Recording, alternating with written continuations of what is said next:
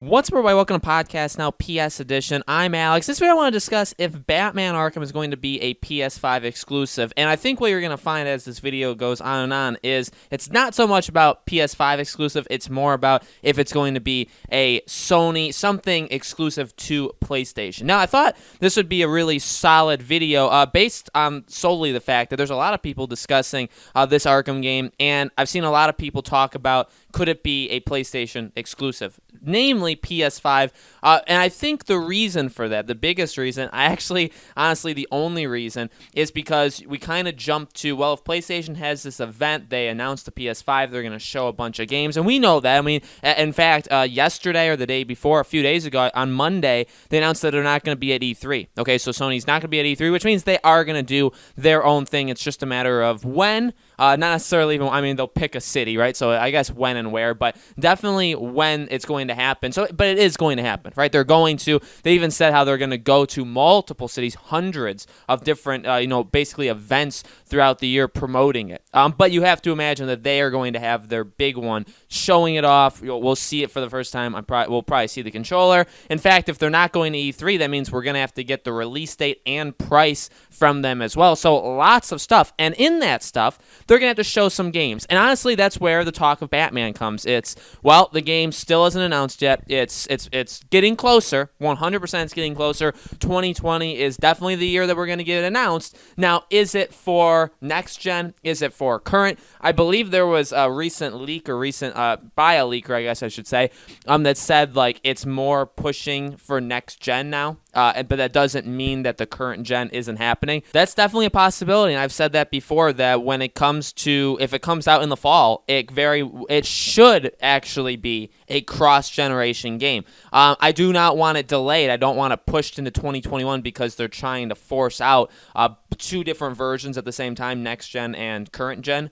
But I mean, that if that's their plan, if that's their focus, then it may result in us waiting. It's more of actually a question of would that actually delay the game, which we could talk about as well. But when it comes to PlayStation, okay, so they have the conference, or they're going to have the conference, their own event, and people I think jump to, well, because Batman's not announced, Warner Bros. And Sony do have a relationship. Even the Batman games have been tied. Arkham Knight, and Arkham Knight got exclusive PlayStation content as well. Not to mention, it was shown for the very first time at Sony's E3 stage that year. Okay, in 2014, remember, because it was showed in June of 2014, supposed to come out, I believe, that October, and then it got delayed a full year to June of 2015. So they're no strangers. At the same time, here's what I want to basically say to end it kind of shortly, but I'm going to continue talking.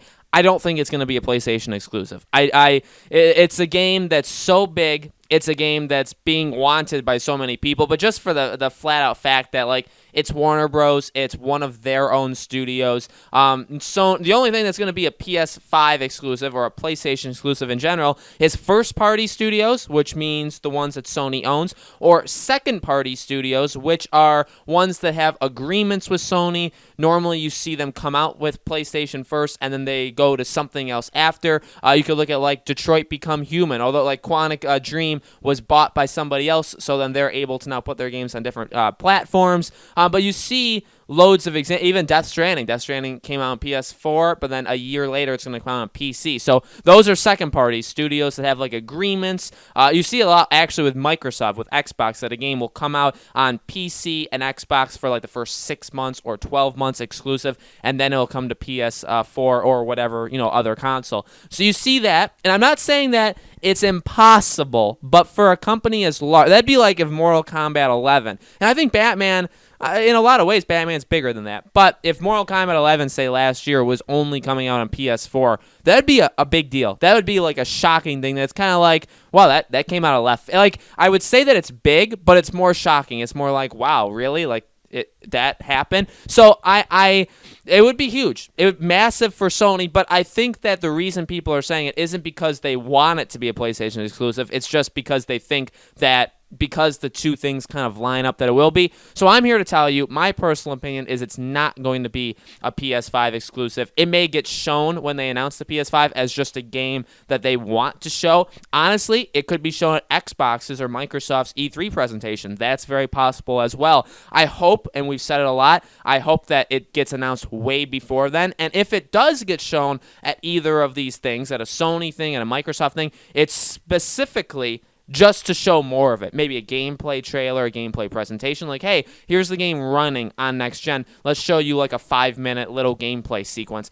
But I already want the game announced before then. I don't think the game should get announced with that kind of stuff. So that's what I think. I think what would be more likely is if there was some sort of PlayStation content. If Sony wanted to do some exclusivity, they could do. We're kind of past when like season passes would come to PlayStation first. I know Call of Duty still does that. I think, although they've even moved past it in recent years. But there used to be a time where like, hey, season pass or the DLC comes out for PlayStation 1 month early.